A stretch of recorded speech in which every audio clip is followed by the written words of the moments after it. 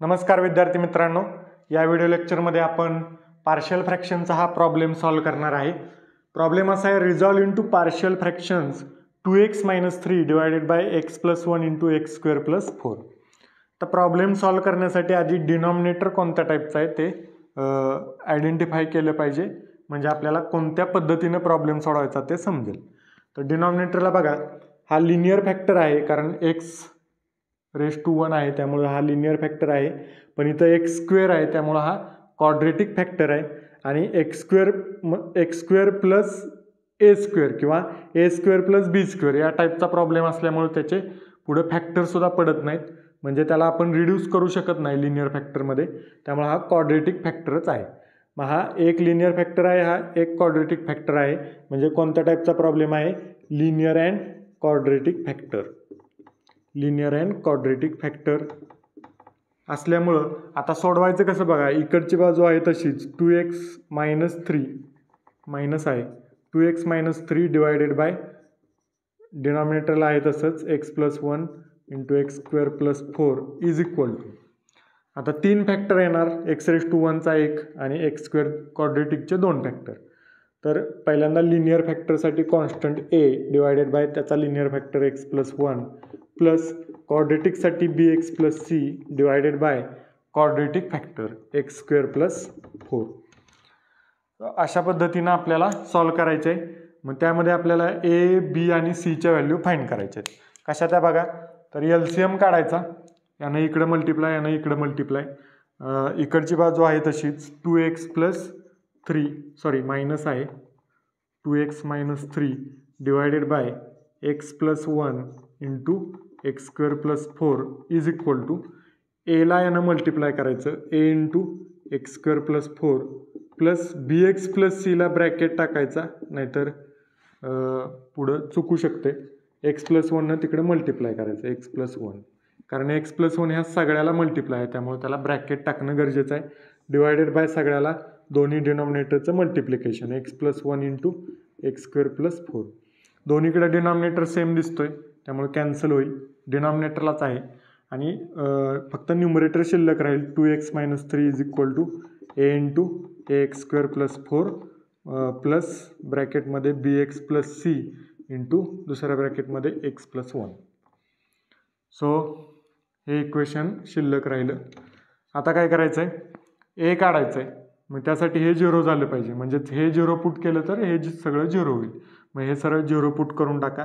Put x + 1 is equal to 0, म्हणजे त्यातनं x is equal to काय येईल, हे +1 इकडे आले की -1, या दोन व्हॅल्यू इथं पुट करायच्या. x ची व्हॅल्यू आहे -1, सो 2 × -1 काय होणार, -2, आणि हे -3 आहे तसंच इज इक्वल टू a × -1 चा स्क्वेअर. -1 चा स्क्वेअर काय येणार, +1, आणि प्लस हे 4 आहे तसंच प्लस आता बघा x + 1 काय आहे, 0. हे 0 × हा ब्रॅकेट म्हणजे काय होईल, पूर्ण 0 होईल, त्यामुळे ते लिहित नाही. सो -2 - 3 काय होणार, -5 इज इक्वल टू a × 1 + 4 5 होणार.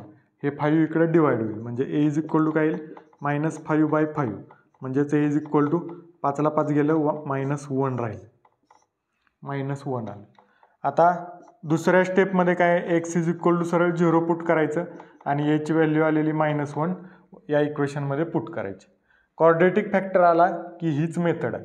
दुसऱ्या स्टेपला सरळ 0 x च्या जागेवर पुट करायचं, म्हणजे हे b 0 होतं आणि c ची व्हॅल्यू मिळते आपल्याला, आणि a ची व्हॅल्यू तर आधीच आपण फाइंड केली. सो x च्या जागेवर 0, 2 × 0 काय होणार, 0, -3 म्हणजे -3 राहणार इज इक्वल टू a ची व्हॅल्यू किती आहे, -1 इंटू ब्रॅकेटमध्ये 0 x आहे 0, 0 चा स्क्वेअर 0 प्लस 4, 0 + 4 4 राहणार, प्लस bx म्हणजे b × 0 0 होणार, प्लस c 0 + c c राहणार, आणि इंटू दुसऱ्या ब्रॅकेटमध्ये x आहे 0, 0 + 1 1 राहणार. सो इकडे काय होईल, -3 is equal to -1 × 4 -4 plus c × 1 cच राहणार. आता हे -4 इकडे आले की +4 होईल, म्हणजे -3 + 4 इज इक्वल टू c राहणार. ओके, -4 इकडे आणलं की प्लस झालं. तर -3 + 4 + 1 इज इक्वल टू c, म्हणजे c इज इक्वल टू काय आलं, +1. आता राहिला एक कॉन्स्टंट फक्त b, मग त्यासाठी सरळ 1 पुट करून टाका. तिसऱ्या स्टेपमध्ये x is equal to 1 put करायचं. a इज इक्वल टू ची व्हॅल्यू आहे -1 आणि c ची व्हॅल्यू आहे 1. या 3 व्हॅल्यू इक्वेशनमध्ये पुट करा. सो 2 इंटू x ची व्हॅल्यू किती आहे 1. 2 into 1 2 -3. 2 - 3 is equal to a ची व्हॅल्यू आहे -1 इंटू x ची व्हॅल्यू 1 आहे. 1 चा स्क्वेअर 1 + 4 1 + 4 5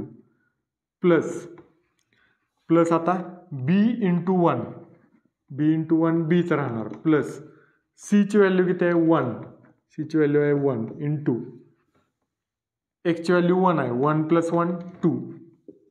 या 2 न ब्रॅकेटमध्ये दोन्हीला मल्टिप्लाय करावं लागेल. 2 - 3 काय येणार -1 is equal to -1 into 5 -5 plus 2 न आतमध्ये मल्टिप्लाय करायचं. 2 इंटू b किती येणार 2b प्लस 2 इंटू 1 काय येणार 2.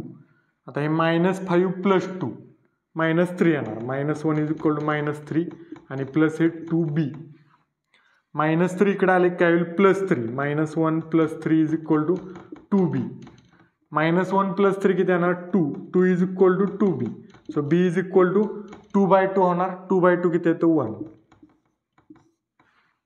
अशा पद्धतीनं तिन्ही व्हॅल्यू आपल्याला मिळाल्या कॉन्स्टंटच्या.